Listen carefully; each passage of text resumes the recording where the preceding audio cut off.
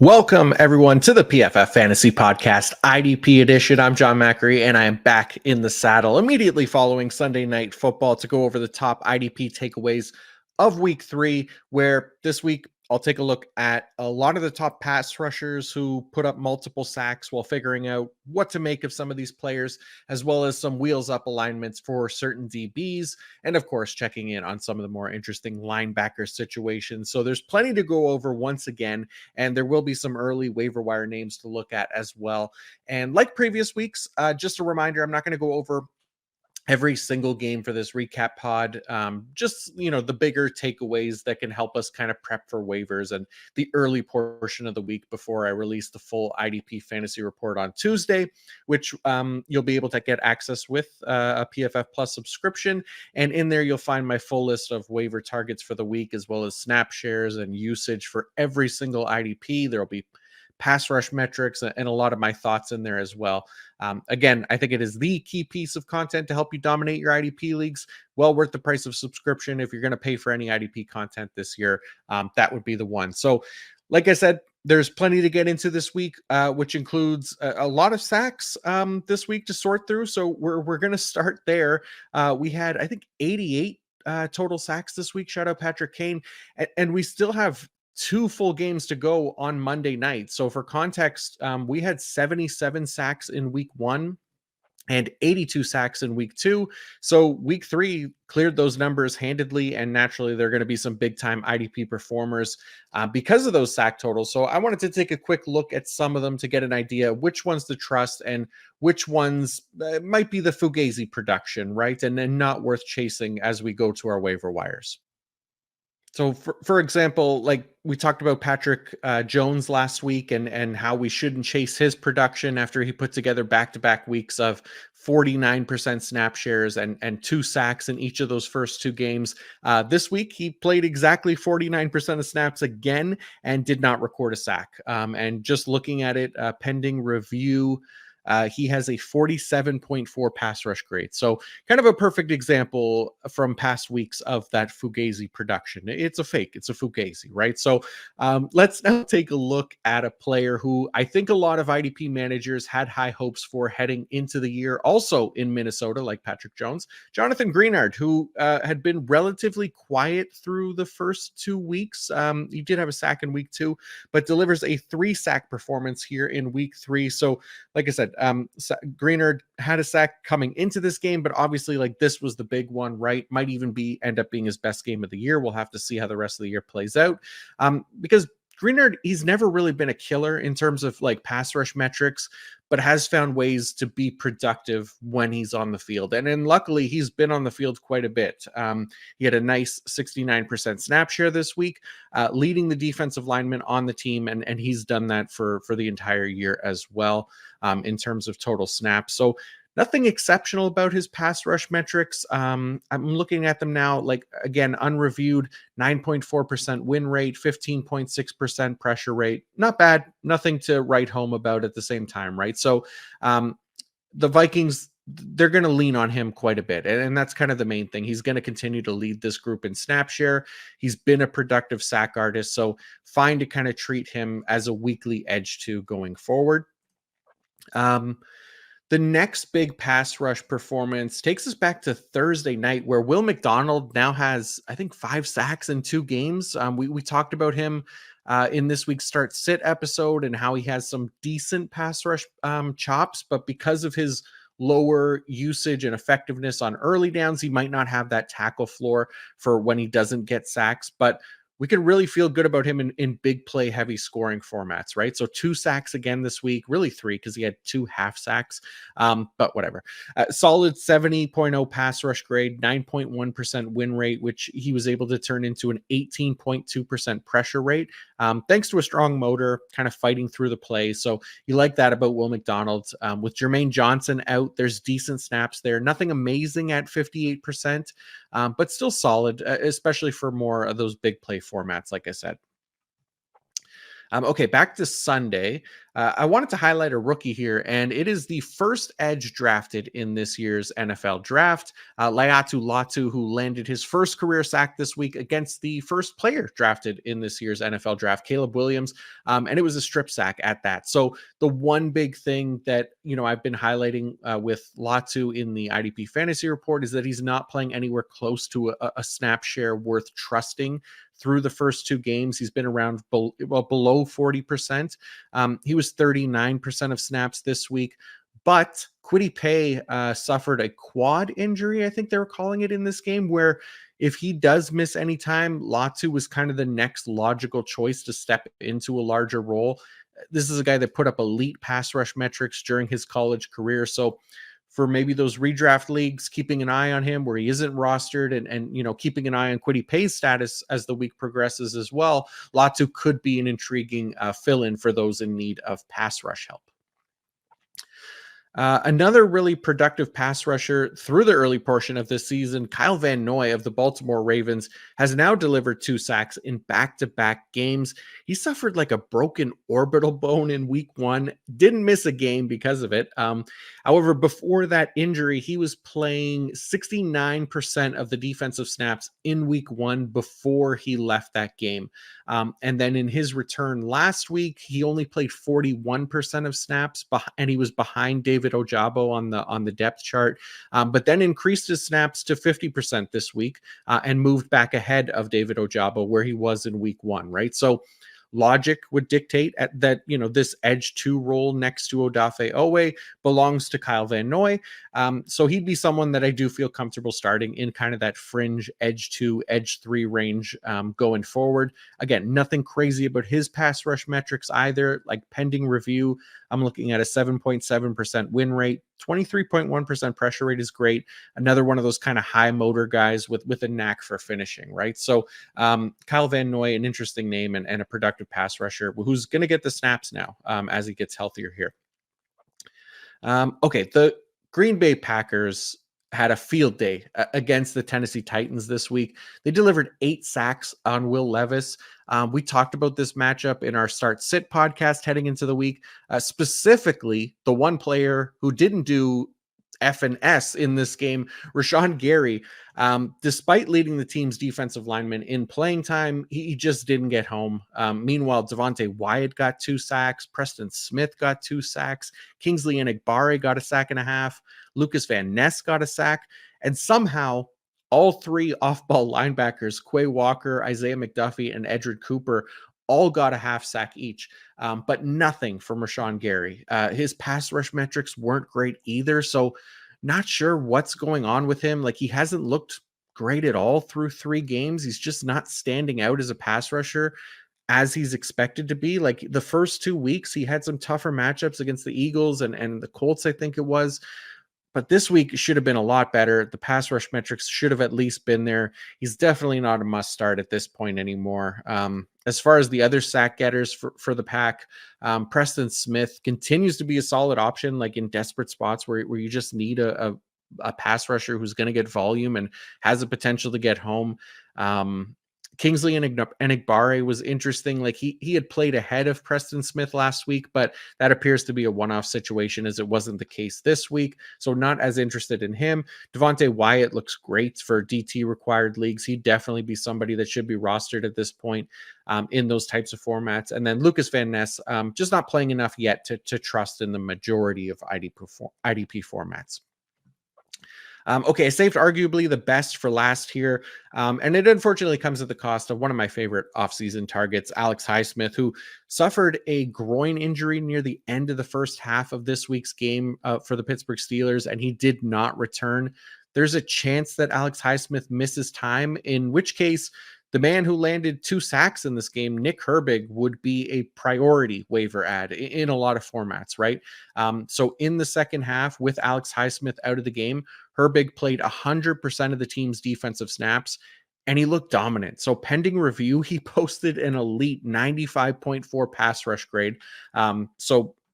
So far, that's the highest of the week before review, to go along with a 50% win rate and a 37.5% pressure rate, which led to 2 sacks. So this is a guy who put together elite grades coming out of college, and he's continued that in the NFL when given the opportunity. So most importantly, if Alex Highsmith misses time, the Steelers do have a tendency to deploy their edge rushers in workhorse roles. So Herbig should be in for ideal snap volume as well. So for Highsmith managers, this is also kind of the ideal replacement situation should Highsmith miss time. And if you're in need of a replacement, going out and grabbing Nick Herbig to fill that void should at least work nicely.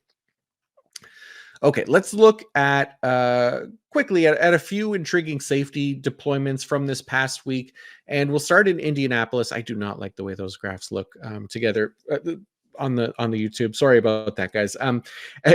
So we'll start in Indianapolis, where the Nick Cross versus Julian Blackman. That discussion may have been settled this week.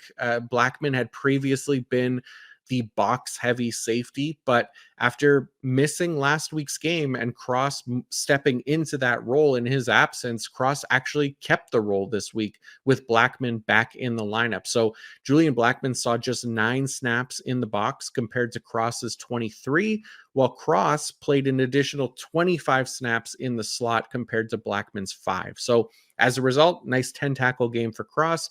Blackman also fined 7 tackles. That was also part of the, playing 90 defensive snaps in the game. So it appears that Cross over Blackman is the move for IDP purposes going forward.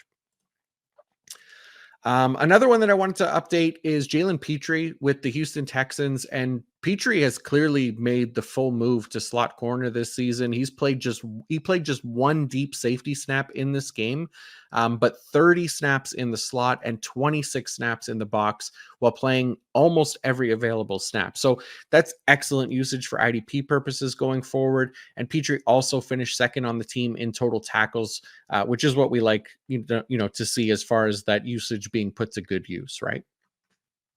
And lastly, for the DBs, speaking of ideal usage, Grant Delpit of the Cleveland Browns, who I know some fantasy managers have kind of been waiting on him for, to come through with a big game.